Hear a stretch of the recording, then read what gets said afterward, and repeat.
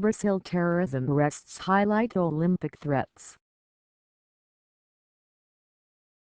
Security experts say the arrest of 10 Brazilians who had discussed terrorist acts last week is a good indication that the country's law enforcement agencies can monitor and respond to terrorist threats during next month's Olympic Games in Rio de Janeiro. But they warned that the amateur plot could simply be an early warning sign of bigger, more complex attacks that could overwhelm the country unaccustomed to dealing with that kind of violence. Jay Ahern, the former acting commissioner of U.S. Customs and Border Protection, who has met with security officials in Rio to assess their preparations, said Brazil's ability to deal with more sophisticated attacks is low to moderate at best. "They're going to be challenged," said Ahern, the principal at the Chertoff Group, a security consulting company. "You hope that things don't go wrong, but hope is not a strategy." Brazilian law enforcement officials acknowledged that they don't have a long history battling terrorism. The South American country largely remains neutral in international affairs and prides itself on having few foreign enemies.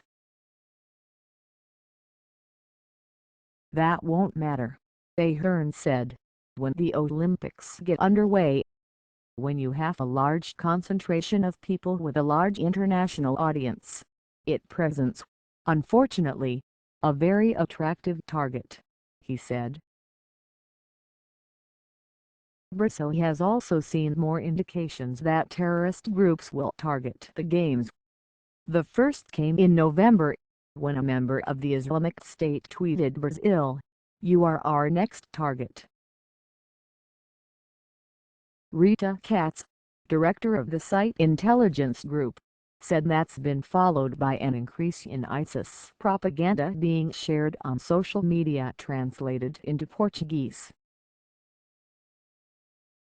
"And in recent weeks," she said, "someone created a channel on Telegram, a cloud-based instant messaging platform, dedicated to Islamic State supporters in Brazil."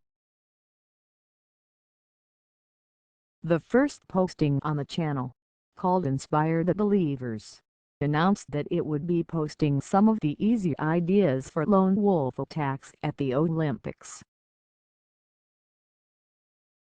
It has since listed suggested target venues at the Olympics, encouraged attackers to copy the 1972 Munich Olympics massacre, and proposed weaponizing drones over crowds attending Olympic events. "Many Brazilians may be worried and confused as to how ISIS could have reached their country," she said.